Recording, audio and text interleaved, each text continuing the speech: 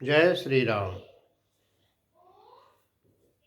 अपने श्रीमती जी के विषय में थोड़ा सा और बचा हुआ है, तो हमने सोचा कि उसको भी पूरा कर दें। वो सबसे बड़ी खासियत ये थी कि किस्सा कहानी भी उनको काफ़ी आता था। जैसे कभी कहती थीं कि जौन बात पंडित के पोथी में वो पंडिताइन के अचरे में। फिर कभी कहती थीं कि खुशी भैलिन मौसिया सास त कंडा लेके पोछे लगलिन आँस। और ई बात ऊ बात पंडिताइन तनी सुरती द।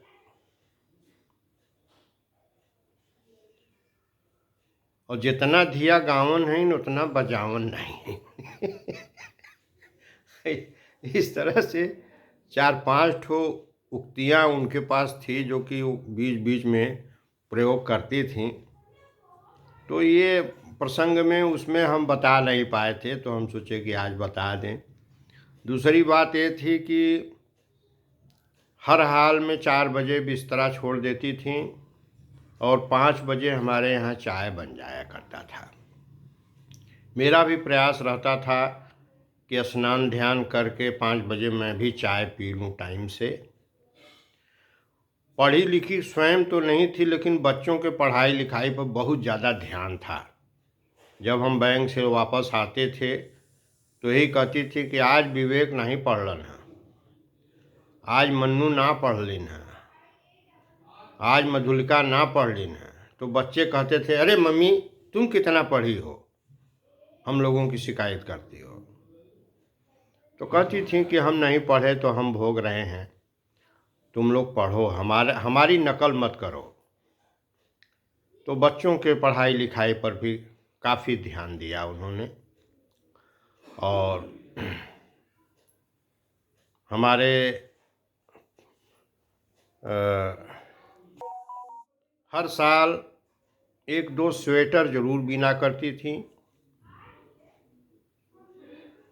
थेथर हो जाती थी लेकिन मानती नहीं थी, बहुत मना करते थे कि रहने दीजिए, अब मार्केट में बना बनाया तमाम स्वेटर आ रहा है, क्या ज़रूरत है इतना आँख फोड़ने की। लेकिन मानती नहीं थी, हाथ धो के पीछे पड़ी रहती थी कि चलिए ऊन खरीदवा दीजिए, हम स्वेटर बिनेंगे। हाथ का भी दास्ताना है, टोपी है, सब बिन डालती थी। चैन से बैठती नहीं थी, कुछ न कुछ करती रहती थी। और मेरे मुंह से जो निकल गया कि आज ये खाने का मन है, तो शाम को आते थे तो खाना तैयार रहता था। हम कह, अरे भाई इतना कोई ज़रूरी नहीं था, आज ही क्या ज़रूरत था, अरे बाद में बनता। लेकिन उनके दिमाग में था कि नहीं, कहे हैं तो आज बनाना चाहिए। हमारे यहाँ कोई ऐसा अचार नहीं रहता था। कभी गोभी के डंठल का अचार है, कभी मरचा का जूस है, कभी जो है सूरन का अचार है, कुछ न कुछ। कभी लहसुन का पत्ता, जो लहसुन का होता है पौधा, उसको पीस करके अचार बनाना, छोटा छोटा काट करके। इस तरह से जो है कुछ न कुछ जो है वो बनाती रहती थी। तो ये रही, और क्या कहें जो है। और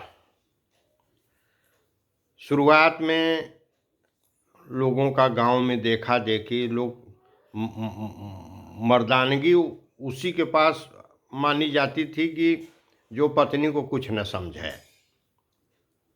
तो एकाक बार हमने भी इस तरह की मूर्खता किया, जिसके लिए आज तक मैं पश्चाताप करता हूँ। व्यक्ति को हमेशा अपनी पत्नी की इज्जत करनी चाहिए, हर कीमत पर उसकी इज्जत करनी चाहिए, उसका सम्मान करना चाहिए। वैसे भी यत्र नार्यस्तु पूज्यन्ते रमन्ते तत्र देवता, जहाँ नारी का सम्मान होता है उस घर में सुख समृद्धि छाई रहती है, किसी चीज़ की कमी नहीं रहती है। किसी भी कीमत पर नारी का अपमान नहीं करना चाहिए। तुलसीदास जी ने लिखा है, कतविधि सृजी नारी जग माही, पराधीन सपने सुख नहीं। तो नारी का सम्मान हर कीमत पर होना चाहिए, एट एवरी कास्ट। यही हमने अनुभव किया। अभी जो बच्चियां, छोटी बच्चियां हमारे घर में हैं, उनके प्रति यही भाव रहता है कि ये दूसरे के घर जाएंगी, कैसा घर मिलेगा, कैसे लोग मिलेंगे, कैसा संस्कार मिलेगा। और इन बच्चियों के अगर दूब के सिटकुनी से कोई छुएगा तो मुझे बड़ी पीड़ा होगी। इसलिए हमारी भी बहू आई है तो मैं उसको अपनी लड़की की ही तरह समझता हूँ। मैं सोचता हूँ कि मेरी 2 लड़कियाँ घर गईं तो ये लड़की ही है मेरी। यही कहना है। और जय श्री राम।